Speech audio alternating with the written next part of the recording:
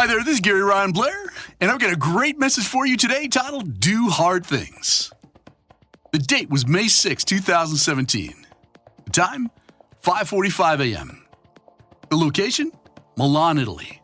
And the goal, to break the 2-hour marathon barrier.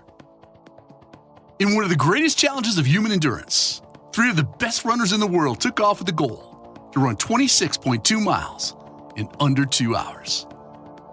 Well, the race was underway, but the dream was born long before. Sandy Bodecker, Nike's VP of Special Project, was the genesis and the driving force behind Breaking 2.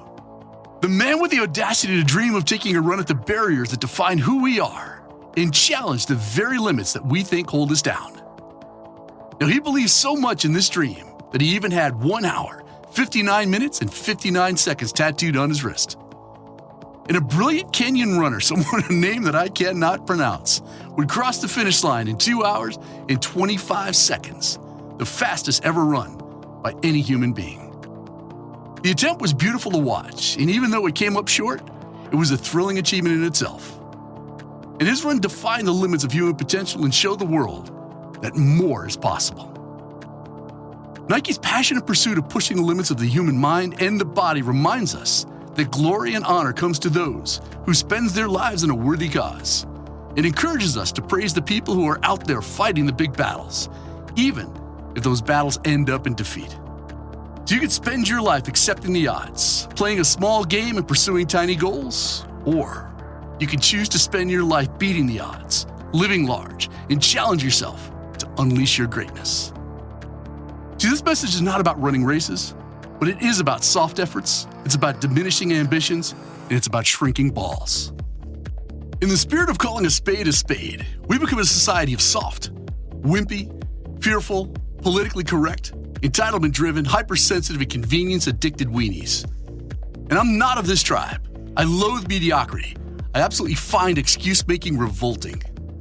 And I believe many parents and institutions are handicapping their children by shielding them from obstacles, from hard work, failure, testing their limits, pushing boundaries, and suffering. Rather than placing blame and focusing on the problem, I prefer to educate and provide a sustainable solution for building a strong, vibrant, and responsibility-driven society. So here we go. In Freud's psychoanalytic theory of personality, the pleasure principle is the instinctive seeking of pleasure and the avoidance of pain in order to satisfy our most basic and primitive urges, including hunger, thirst, anger, and sex. Sometimes referred to as the pleasure-pain principle, this motivating force helps drive behavior, but it also intensely desires instant satisfaction. And the pleasure principle helps us to understand why people by nature are quite predictable, easily manipulated, and seemingly defenseless when it comes to the issue of ease and convenience. In other words, without a challenge, without the conscious pursuit of the strenuous life, and without self or externally enforced resistance, most people will not stretch themselves. They will not willingly put themselves in a position of vulnerability, they will not become their own hero, and they most certainly will not grow into their full potential. See, the majority of people are not hard X to follow, as they look for the low bar by focusing on the bare minimum they can do just to get by. They settle for mediocrity, they're quick to call it quits, and they capitulate their dreams to the smallest of obstacles and the slightest whiff of fear. They're inclined to procrastination and laziness, and they tend to crawl into the false sense of security promised by the comfort zone. They create diversions by hiding behind excuses, habits, customs, and the latest technology, and in the name of protective posturing, they do everything in their power to minimize risk, to prevent rejection, and to shy away from any form of responsibility or accountability. And as a result of these behavioral indiscretions, or you might just want to call them what they are, poor choices, they display the mental strength of a 98-pound weakling. They throw commitment, character, and courage under the bus. They undermine their own reputation. And by doing so, they rob themselves and the world of another masterpiece, another great book, another superior teacher. So let's talk about the virtue of doing hard things. See, the solution is to do hard things, to live the strenuous life, to pursue challenging goals. See, hard challenging goals and pursuits are illuminating in that they immediately expose weakness and they also reveal strength. They do that by testing your mind, your resolve, your character, and your commitment. as you either rise to meet the mental demands and the physical rigors of a challenge, or you will succumb to them. Ultimately, your response to a hard task or a challenging goal exposes you for the courageous or the cowardly person that you really are. And precisely because victory begins in the mind, all challenges are initially won or lost between your ears.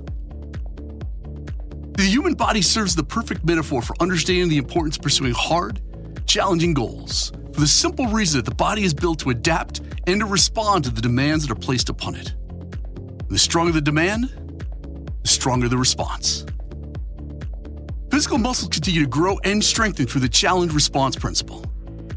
See, this principle is based on the theory that muscles must be challenged in order to upgrade and grow, and that they'll progressively work to overcome a resistance force when required to do so. The opposite is also true, as physical muscles will downgrade and weaken with the absence of a challenge. As an example, if you simply lift the same amount of weight each time you go down to the gym, you keep your muscles in a comfort zone and you don't provide any resistance force for them to adapt and to grow.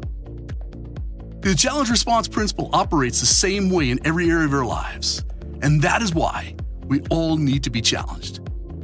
And not just physically challenged. We need intellectual, we need leadership, spiritual, relational, sales, and any type of performance challenge that stretches us to grow, that forces us to overcome adversity, that tests our character and commitment, and which inspires us to resist the gravitational pull of the comfort zone. So when will your finest hour come? And more importantly, how is it going to arrive? Do you really think it'll materialize without a challenge? Without you being pushed to your limits? Without your perseverance being tested? Without being tormented and put through your own personal hell?